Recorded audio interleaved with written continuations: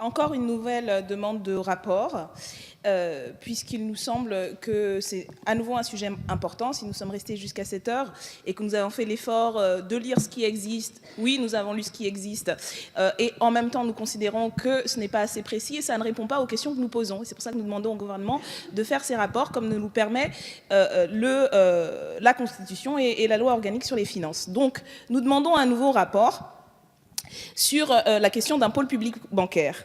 La sphère financière n'est pas au service de l'économie réelle, mais la dirige et la vampirise tout en favorisant une montée inédite des inégalités et du chômage. La finance spéculative se porte aujourd'hui très bien et les rémunérations des actionnaires ne cessent d'augmenter. Dans le même temps, les frais bancaires ont été étendus. Ils concernent désormais près de 85% des banques.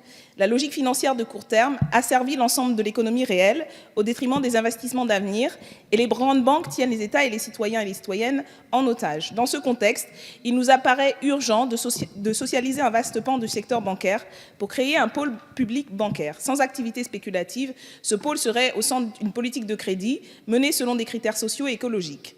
Nous demandons donc un rapport d'information sur les coûts et les modalités de la mise en place d'un tel pôle public. Vous ne pourrez pas nous dire qu'il existe déjà des rapports sur ce fait, parce que nous savons aujourd'hui que ce n'est pas fait et que ce n'est pas proposé, malheureusement, par une majorité, la majorité actuelle.